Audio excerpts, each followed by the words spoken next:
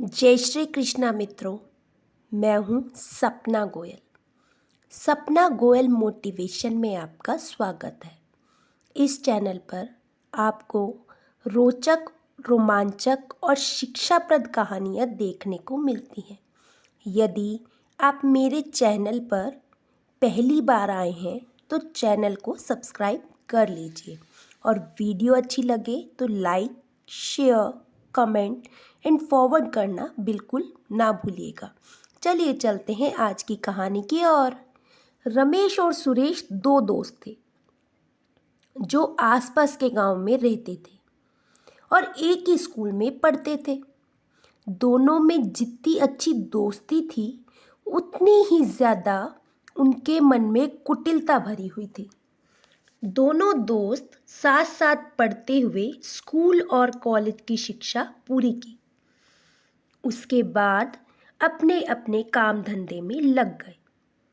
बहुत सालों बाद रमेश और सुरेश की मुलाकात एक रास्ते में हो गई तो सुरेश ने रमेश को अपने घर दावत पर बुलाया, जिसे रमेश ने सहर्ष स्वीकार कर लिया और आने का वादा करके अपने रास्ते चल दिया। नियत दिन रमेश सुरेश के घर पहुंचा।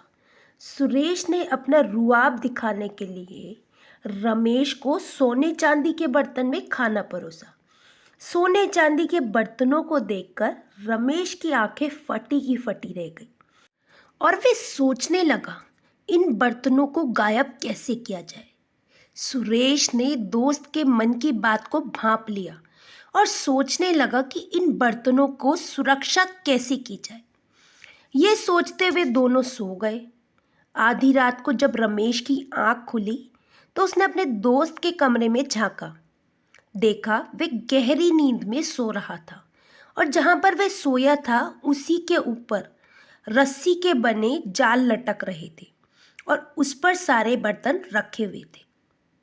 रमेश धीरे धीरे सुरेश के बिस्तर पर चढ़कर बर्तनों में हाथ डाला तो सब में पानी भरा हुआ था। वह समझ गया ये उपाय बर्तनों को उससे बचाने के लिए किया गया है। उसने सोचा, अगर मैं बर्तन को ऐसे ही उतारता हूं तो पानी सुरेश के ऊपर गिरेगा और उसकी नींद खुल जाएगी। उसने चूल्हे से राख निकाली और बर्तनों में डाल दी। सारा पानी सूख गया तो उसने बर्तनों को निकाला और एक बोरे में भरकर पास ही बहती नदी में कमर तक पानी में जाकर पत्थर से दबाकर रख दिया। भोर में जब सुरेश की आंखें खुली और उसने ऊपर देखा, सारे बर्तन गायब थे। वे समझ गया कि रमेश ने ये काम किया है, लेकिन रमेश उसका मेहमान था, उससे पूछ नहीं सकता था और सोच में पड़ गया कि ये बर्तन कहाँ छुपा सकता है, क्योंकि वह भी कुटिल प्रवृत्ति का था। सोचते सोचते उसके मन में एक बात आई। उसने रमेश को छूकर देखा। कमर तक उसका शरीर ठंडा था और ये महसूस हो रहा था कि पानी में भीगने से ये शरीर ठंडा हुआ है। वह समझ गया और कमर तक पानी में जाकर उसने टटोला तो बर्तनों की बोरी मिल गई, जिसे उठाकर वह घर ले आया। सुबह रमेश जब सोकर उठा तो वह जाने की जिद करने लगा, लेकिन सुरेश ने उसे नाश्ता करके जाने के लिए जबरदस्ती रोक लिया। और जब नाश्ता उन्हीं बर्तनों में परोसा गया तो रमेश हैरान होकर बर्तनों को देखने लगा। उसे इस तरह बर्तनों को निहारते देखकर सुरेश ने कहा, दोस्त, जितने तुम चालाक हो उतना ही मैं भी हूं। हम दोनों एक दूसरे को नहीं ठग सकते।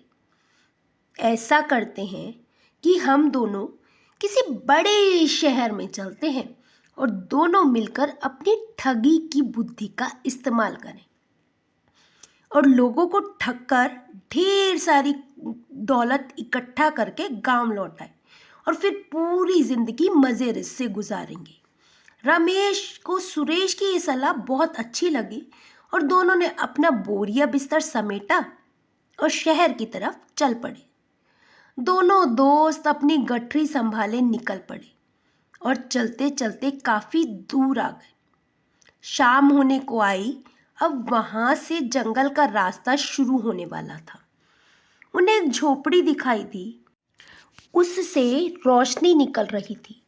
दोनों ने झोपड़ी के अंदर झांका तो एक बूढ़ी औरत बैठी थी और पास में ही 2 बकरियां बंधी हुई थी। बस दोनों के मन में कुटिलता आ गई। आज रात यहीं ठहरकर दावत उड़ाई जाए। दोनों ने सलाह की। जाकर बूढ़ी स्त्री के पांव पकड़ते हुए कहा, पाए लागू माँ जी। आशीर्वाद देते हुए बूढ़ी औरत ने पूछा, कौन हो बेटा, कहाँ से आए हो? रमेश ने बताया, हम दोनों सगे भाई हैं और काम की तलाश में शहर जा रहे हैं। आज रात ठहरने को जगह मिलेगी? बूढ़ी औरत हर्ष से तैयार हो गई। अब दोनों बूढ़ी औरत को बात में उलझाकर बकरी को गायब करने की फिराक में थे। लेकिन बातों ही बातों में बूढ़ी औरत ने बताया, ये 2 बकरियां उसके जीवन का सहारा है। दोनों में से एक का दूध वे सुबह निकालती है और एक का शाम को। कभी उसी दूध को पीकर रह जाती है या कभी उस दूध के बदले किसी से कोई सामान या अनाज ले आती है। इस तरह उसका जीवन चल रहा है। बूढ़ी औरत ने उसके सामने ही एक बकरी का दूध निकाला, जिसे 2 मिट्टी के गिलासों में डालकर दोनों को दे दिया और स्वयं भी पीकर लेट गई। बूढ़ी औरत के इस व्यवहार से प्रभावित होकर दोनों ने अपना अपना इरादा बदल लिया और दूध पीकर जल्दी ही सो गए। वे बेचारी भी एक कोने में सो गई। सुबह जब वे उठे तो अपने आप को तरोताजा महसूस कर रहे थे। दोनों झोपड़ी के बाहर आकर बात करने लगे कि जंगल का लंबा रास्ता कैसे कटेगा। तभी तो उन्हें एक आदमी घोड़े पर आता हुआ नजर आया। रमेश ने आगे बढ़कर उसे रुकने का इशारा किया और हाथ जोड़कर अवस्था में उस घोड़े वाले व्यक्ति से कहा, बड़ी दूर से आ रहे हो क्या भाई? उसने जवाब दिया, जी हाँ, मैंने यहाँ के राजा के अस्तबल में 1 साल तक काम किया है। घुड़सवार ने घोड़े पर बैठे बैठे रमेश से पूछा, यहाँ आसपास में कोई तालाब है? घोड़ों को पानी पिला दो। रमेश ने जवाब दिया, मेरी झोपड़ी के पीछे ही छोटी सी नदी है, जल बड़ा मीठा है। वे दोनों इस अंदाज से बोले जैसे उन्हें इस इलाके की पूरी जानकारी हो। रमेश घुड़सवार से बोला, आप बैठो भाई जी, हम बात करते। फिर रमेश सुरेश की तरफ मुड़कर बोला, छोटू जा भाई जी के घोड़े को पानी पिला ला। वह इतने प्यार से बोला कि घुड़सवार उतरकर उसके पास बैठ गया। सुरेश घोड़े को लेकर चला गया। थोड़ी देर बातें करने के बाद रमेश बोला, भाई जी, माई की तबीयत खराब है, दवाई का समय हो गया है, बस जरा सी देर में आया और आपके लिए गुड़ और पानी भी लेकर आता हूँ, नहीं तो माई को पता चलेगा कि अतिथि को ऐसे ही विदा कर दिया तो वे बहुत गुस्सा हो गई। रमेश झोपड़ी के अंदर गया और झोपड़ी के पिछले टूटे हिस्से से निकल गया। वहाँ पर सुरेश घोड़ा लेकर तैयार था। घोड़ा काफी तगड़ा था। दोनों घोड़े पर बैठकर निकल गए। जब काफी देर हो गई और रमेश बाहर नहीं आया, तब घुड़सवार ने झोपड़ी में झांककर देखा, एक बूढ़ी स्त्री सो रही थी। उसने अंदर जाकर कहा, माई, आपके बेटे कहाँ हैं? बुढ़िया ने कहा, मेरे कौन से बेटे, मैं तो अकेली रहती हूँ। तब घुड़सवार हैरत में आ गया। उसने कहा, माई, अभी 2 आदमी बाहर बैठे थे, उन्होंने कहा कि वे झोपड़ी में अपनी माई के साथ रहते हैं। अरे वे दोनों तो मुसाफिर थे, रात मेरे यहाँ ठहरे हुए थे, शायद चले गए होंगे। अब तो घुड़सवार का माथा ठनका, तेजी से उस तरफ भागा जिस तरफ उसने इशारा किया था। तब तक वे दोनों बहुत दूर निकल चुके थे। घुड़सवार को अपने ठगे जाने का एहसास हुआ तो वह फूट फूट कर रोने लगा।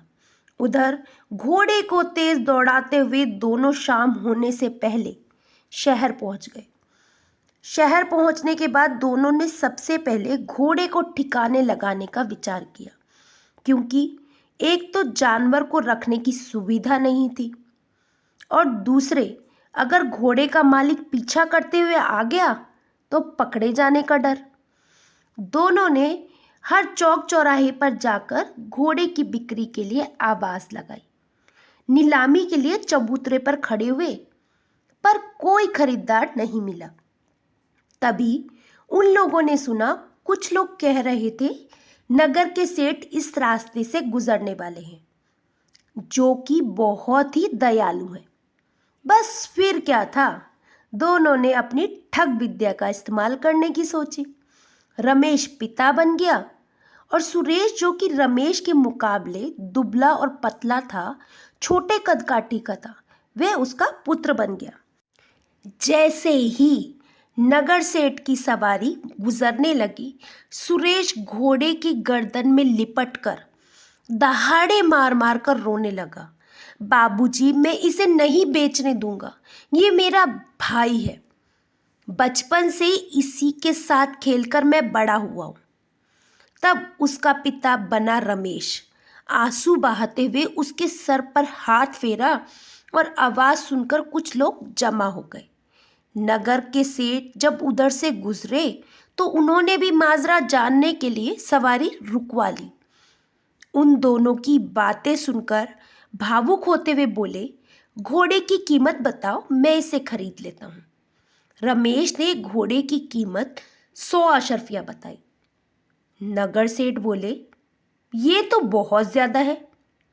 रमेश ने लाचार सी शक्ल बनाकर रोते हुए कहा, मेरी पत्नी के इलाज के हिसाब से तो बहुत कम है, वरना मैं अपने बेटे समान घोड़े को क्यों बेचता।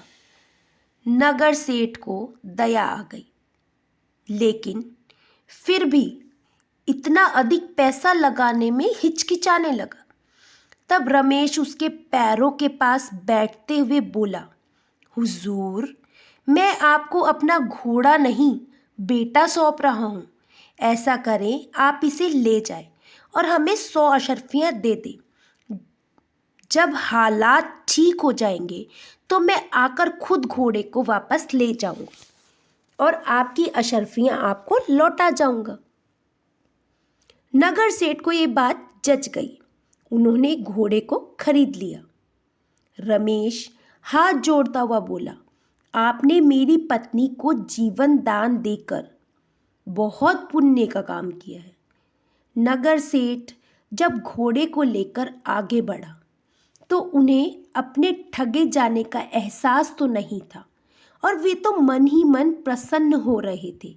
अशर्फिया ज़्यादा थी, लेकिन इस घोड़े को खरीदकर उन्होंने पुण्य का काम किया था।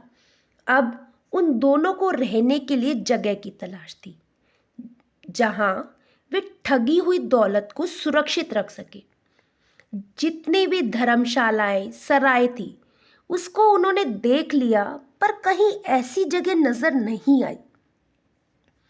तब शहर के अंतिम छोर पर एक छोटा सा होटल नजर आया, जिसके ऊपरी तले पर एक कमरा था। बस दोनों की आंख में चमक आ गई। बस फिर क्या था, रमेश ने साधु का भेष धरा और सुरेश उसका चेला बन गया। दोनों वहां पहुंच गए और होटल के मालिक से रमेश बोला, बेटा, बड़ा महाकाल इधर से गुजरने वाला है। सराय का मालिक घबराकर उठकर खड़ा हो गया और रमेश के चरण छूते हुए पूछा, कैसा काल बाबा जी? रमेश कहने लगा, बेटा, मेरी दिव्य दृष्टि देख रही है कि पश्चिम दिशा की ओर से बहुत बड़ा काला साया तुम्हारे होटल की तरफ बढ़ रहा है, जो कि सब कुछ तहस नहस कर देगा। होटल के मालिक ने हाथ जोड़कर गिड़गिड़ाते हुए कहा, बाबा जी, कोई उपाय तो बताइए। रमेश ने कहा, बेटा, मुझे इस सराय में जिगे दे दे। बेटा जब और तब करके काल की दिशा मोड़ने की मैं कोशिश कर सकता हूँ। होटल का मालिक बोला, बाबा आप जिस कमरे में चाहो बिना किराया दिए रहो, ये होटल आपका है।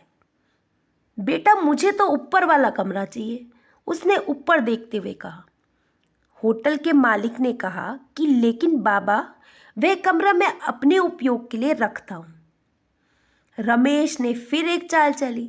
ठीक है बेटा, कोई बात नहीं, काला साए का प्रवेश ऊपर की ओर से ही होगा, इसीलिए कह रहा था, वरना मैं तो मोह माया सबको त्याग चुका हूँ। संसार में जीवित हूँ तो सिर्फ तुम जैसे लोगों का कल्याण करने के लिए। होटल का मालिक बुरी तरह से डर गया था। उसने कहा, लेकिन बाबा मैं अपना सामान तो हटवा लूं। रमेश बोला, मैं तो दुनियादारी से ऊपर हूं बेटा, तेरी हर चीज वहां पर सुरक्षित रहेगी। और इस तरह दोनों ने होटल के ऊपर वाले कमरे में अपना डेरा जमा लिया। तिजोरी ऊपर के कमरे में छोड़ देने से होटल के मालिक को खटका लग रहा था। आखिर सारी दौलत उसी में थी। वे दिन में 2 बार अपनी तिजोरी खोलकर दौलत की पड़ताल करने के लिए आया करता था और तिजोरी में सब सही सलामत पाकर उसे यकीन हो गया कि बाबा के रहते मैं भी सुरक्षित हूँ और मेरी दौलत भी। शहर में दोनों ने धूम मचा दिया। कभी जादूगर बनते और तो कभी भिखारी, तो कभी हकीम बनते, कभी नगर के कोतवाल बनकर लोगों को ठगते। तरह तरह का भेष धारण करके बहुत सारी संपत्ति जमा कर ली। अब वे एक बड़ा हाथ मारने की फिराक में थे और उसके बाद उनकी मंशा थी कि वे अपने गांव जाकर परिवार के साथ आराम से जीवन व्यतीत करेंगे।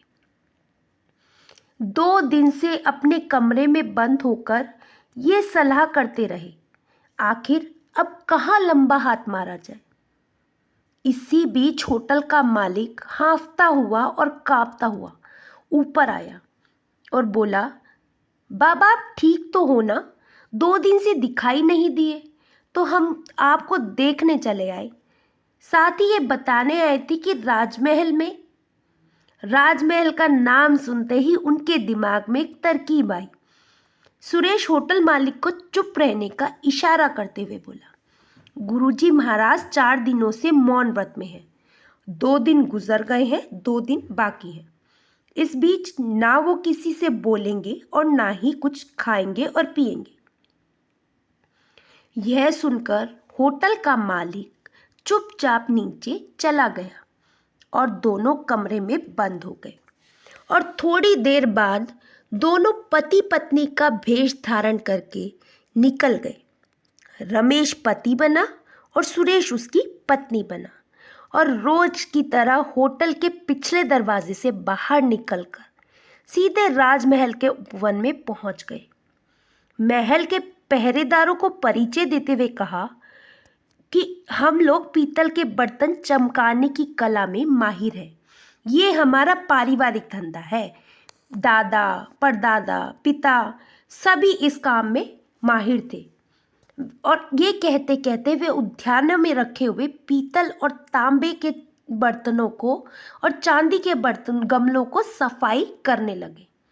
इत्तेफाक से उसी वक्त राजमाता वहां से गुजरी। उन्होंने जब गमलों को इस तरह से इतना साफ चमकते हुए देखा तो वे कारण जानने के लिए रुक गई। तभी स्त्री बना सुरेश उनके चरणों में लौट कर बोला, आपके हाथ के कंगन की सफाई का मौका हमें दीजिए। उनकी दासिनों से डांटते हुए कहा, ये खानदानी कंगन है, ये ऐसे ही रहते हैं। गमलों की चमक को देखते हुए रानी माँ ने अपना एक कंगन उतार कर दे दिया। सफाई के बाद जब कंगन उनके हाथों में आया तो उनकी आंखें चमक गई। उन्होंने दूसरा कंगन भी दे दिया। ये खबर राजमहल के अंदर गई और फिर तो रानियों राजकुमारी में अपने जेवर साफ कराने की होड़ सी मच गई। सब अपनी अपनी दासियों को जेवर लेकर उनके पास भेजने लगे। इतने सारे जेवर देखकर उन दोनों की तो आंखें चमक उठी। उन लोगों ने एक बड़ा सा पतीला पानी का मंगवाया और उसमें पानी भरकर सारे जेवरों को उसमें डाल दिया और एक पाउडर सा मिलाया, जिससे कि पानी का रंग दूधिया हो गया। अब जेवर नजर नहीं आ रहा था। रमेश पतीले के पानी में हाथ डालकर जेवरों को धोने का उपक्रम करते हुए उनको आंखों से बचाकर जेवर सुरेश की तरफ दे देता और साड़ियों के बीच छुपाए हुए थैलों में सुरेश जेवर को रखते जाता। कभी अगर उनके हाथ में कोई जेवर देखकर कोई दासी चिल्ला उठती, फलारानी का चंद्रहार है, तो वे उसे तुरंत ये कहते हुए देता, यही तो मैं साफ कर रहा हूं। इस तरह से सबकी आंखों में धूल झोंककर धीरे धीरे पतीले में से लगभग सारे जेवर निकलकर थैलों में भर लिए। थैला बहुत भारी हो गया और अब मुश्किल ये थी कि दासियों के झुंड के बीच भारी थैला लेकर कैसे जाया जाए। फिर उन्हें एक तरकीब सूझी।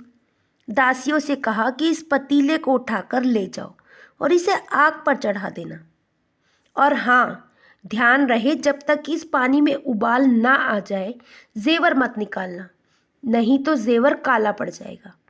दासियां भगोना लेकर चली गई। जो रुक गई उन्हें भी उसने किसी न किसी बहाने से अंदर भेज दिया और मौका देखकर वे दोनों भारी थैली को लेकर बाहर निकल आए और पहले से खड़े हुए एक तांगे वाले की मदद से तांगे में रखकर रफू चक्कर हो गए। राजमहल में ठगी करने के बाद शहर में रुकना खतरनाक था, इसीलिए वे सब तैयारी करके आए थे। वे सीधे वहां पहुंचे जहां पर उन्होंने अपनी सारी दौलत को एक बैलगाड़ी में लाद कर साड़ियों के बीच छुपा दिया था। जेवर से भरे थैलों को लादकर जब वे आगे बढ़े तब उन्हें ध्यान आया कि होटल वाले की तिजोरी तो खाली करना भूल ही गए। दोनों एक दूसरे पर दोषारोपण करने लगे। थोड़ी देर झगड़ने के बाद सुरेश बोला, ये तो अच्छा हुआ ना कि होटल वाले का भरोसा हम पर बना रहेगा। इस शहर में उसने हमें पनाह दी थी। अब जब भी फिर कभी हमें आना होगा तो कम से कम वे हमें रहने की जगह तो दे देगा। यही सोचकर दोनों फिर बैलगाड़ी को हाँकते हुए गांव की तरफ निकल गए। जब वे लोग शहर से काफी आगे आ गए और उन्हें लगा कि अब कोई खतरा नहीं है, तो वे गांव में रुककर उन्होंने खा पीकर आराम करने की सोची। रमेश सुरेश से बोला, तुम इन चीज़ों की रखवाली करो, मैं कुछ खाने के लिए लेकर आता हूँ। और थोड़ी देर बाद वह नमकीन, रोटी और पानी लेकर आ गया। रमेश बोला, मुझे तो लगा था तुम चना चबेना लेकर आओगे, लेकिन यह रोटियां कहाँ मिल गई? रमेश ने कहा, एक स्त्री घर के बाहर रोटियां बना रही थी, उसी से खरीद ली। सुरेश को रमेश की नीयत पर कुछ शक हुआ। उसने उसकी नज़र बचाकर रोटी का एक टुकड़ा पास खड़े कुत्ते की तरफ फेंक दिया। कुत्ता रोटी खाकर बेहोश हो गया या ढेर हो गया, वो सुरेश को पता नहीं चला, लेकिन वो बेहोश सी हालत में हो गया। सुरेश को यकीन हो गया कि रोटियों में कुछ तो मिलाया गया है। उसने रोटी छुपा ली और बेहोशी का नाटक करके लेट गया। रमेश ने उसे सोता देखकर कई आवाज लगाई और जब वह नहीं उठा तो उसने कुटिलता से मुस्कुराया और बैलगाड़ी को लेकर आगे बढ़ गया। रमेश जब आंखों से ओझल हो गया तब सुरेश उठा, अपने गले का कीमती हार बेचकर एक घोड़ा खरीदा और एक जोड़ी जूते और कपड़े खरीद लिए। वह भेष बदलकर बैलगाड़ी का पीछा करने लगा। थोड़ी ही देर में उसे बैलगाड़ी नजर आ गई। वे गाड़ी से आगे बढ़कर बीच सड़क पर एक जूता रख देता है और उसे थोड़ा और आगे जाकर उसने उसी तरह दूसरा जूता भी रख दिया। घोड़े को जंगल में हाँक कर वहीं पेड़ पर चढ़कर छुप गया। रमेश उधर से गुजरा और उसने जूता देखा और चारों तरफ नजर दौड़ाई, लेकिन उसको उसका जोड़ा नहीं दिखा तो मन महसूस कर रह गया। थोड़ा आगे जाने पर उसे दूसरा जूता दिखाई दिया तो इतना सुंदर जूता देखकर उसके मन में लालच आ गया। वह पहला जूता ना उठाने पर अफसोस करते हुए पलट कर देखा तो थोड़ी ही दूरी पर जूता नजर आ रहा था। वह सोचने लगा, जूते तो नजदीक में है और बैलगाड़ी भी सामने ही है, बस दौड़कर उठा लाता हूँ। वैसे भी जंगल है, यहाँ कौन आने वाला है। और वह जूते उठाने के लिए बैलगाड़ी छोड़कर आगे बढ़ा। सुरेश, जो कि पेड़ पर छुपा था, झट से नीचे उतरा और बैलगाड़ी को लेकर जंगल में से रफू चक्कर हो गया। रमेश ने उसका पीछा किया लेकिन वह उसे पकड़ ना सका। वह समझ गया कि भेष बदले हो ना हो ये सुरेश ही है। और इधर सुरेश बैलगाड़ी को लेकर सीधा अपने गांव पहुंचा। सबसे पहले उसने सारी धन दौलत को खेत में एक बड़ा सा गड्ढा खोदकर गाड़ दी। उसके बाद पत्नी के पास जाकर सारी बातें समझाई और गांव से थोड़ी दूरी पर एक सुनसान जगह पर उसने फिर से एक बड़ा सा गड्ढा खोदा, उसे घास और फूस से छिपा दिया और उसी के अंदर रहने लगा। अब इधर रमेश जंगल में भटकता हुआ किसी तरह से पैदल कई दिनों के बाद गांव पहुंचा और सीधा सुरेश के घर गया और उसकी पत्नी से पूछा कि सुरेश आया है। बस फिर क्या था, उसकी पत्नी ने छाती पीट पीट कर रोना शुरू कर दिया और कहने लगी, वे तो आप ही के साथ गए थे, आपने कहाँ छोड़ दिया मेरे पति को, आपने क्या कर दिया। इतना जोर जोर से चीखने और चिल्लाने लगी कि आस पड़ोस के लोग भी जुट गए और रमेश को जान बचाकर वहां से भागना पड़ा। लेकिन उसके मन में शक बना रहा, इसीलिए वह सुरेश की पत्नी पर नजर रखने लगा। उसने गौर किया कि शाम को सुरेश की पत्नी खाना और पानी लेकर बीहड़ की तरफ जाती है। एक दिन रमेश उसके पीछे गया और उसका शक सही निकला। वह सुरेश के लिए खाना लेकर गड्ढे के पास पहुंची और झाड़ियों में छुपाए हुए बाल्टी में रखकर एक रस्सी के सहारे खाना और पानी नीचे लटका दिया। फिर घर परिवार की कुछ बातें करने लगी। बस दूसरे दिन रमेश साड़ी पहनकर खुद खाना और पानी लेकर पहुंचा और उसी तरह बाल्टी में रखकर उसने जैसे ही खाना पानी लटकाया, अंदर से सुरेश ने कहा, आज तू जल्दी आ गई। उसकी पत्नी की आवाज में रमेश बोला, एक समय तो तुम खाते हो तो सोचा कि आज पहले ही दे दूं। सुरेश ने ऊपर ताकते हुए पूछा, लेकिन तू घूंघट में क्यों है। घूंघट में से रमेश बोला, इसीलिए कि ताऊजी रास्ते में मिल गए थे। रमेश बोला, आज जल्दी घर जाऊंगी, मुन्ना बीमार है, उसे डॉक्टर को दिखाना है, चुन्नू को भी कॉपी और किताब के लिए पैसे चाहिए, माँ आने वाली है, कुछ पैसों की जरूरत थी। सुरेश बोला, लेकिन मैंने तो तुम्हें काफी पैसे देकर आया था। घूंघट में से रमेश बोला, सब खर्च हो गए जी, इतनी दौलत है फिर भी आप तो एक एक पैसे का हिसाब लेते हो। उसकी पत्नी बना रमेश गुस्से से बोला, बताओ कि सारी दौलत का है, अभी मुझे बताओ, नहीं तो मैं यहाँ से चली जाऊंगी। पत्नी की नाराजगी से डरकर सुरेश ने गुप्त जगह के बारे में बता दिया और कहा, बहुत ही कम धन निकालना, माँ के सामने ज्यादा दिखावा नहीं करना। कुछ घंटों के बाद सुरेश की पत्नी खाना लेकर आई। तब सुरेश चौंक कर बोला, तुम अभी तो 1 घंटा पहले आई थी, फिर आ गई। पत्नी बोली, नहीं जी, मैं कहाँ आई थी। उसके इतना कहते ही सुरेश का माथा ठनका। वह सब समझ गया। सुरेश ने अपनी पत्नी से कहा, जल्दी से रस्सी दो और मुझे बाहर निकालो। निकलते ही वह अपने खेतों की तरफ भागा, मगर तब तक रमेश अपना काम कर चुका था। सुरेश रमेश के घर की तरफ भागा। वहां पहुंचा तो नज़ारा ही बदला हुआ था। रमेश की पत्नी रमेश के शव के पास बैठी दहाड़े मार मार कर रो रही थी और बोलती जा रही थी, अभी तो ठीक ठाक थे, मुझसे खाना मांगा, मैं खाना लेकर आई, पर ये तो परलोक सिधार चुके हैं। सुरेश आश्चर्य में पड़ गया, लेकिन उसके मन में शक था। उसने कहा, गांव वालों को बुला लेते हैं भाभी।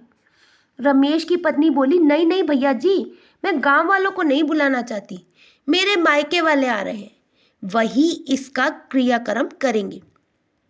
लेकिन सुरेश ने ये खबर गांव वालों को दे दी। दरवाजे पर भीड़ जुट गई।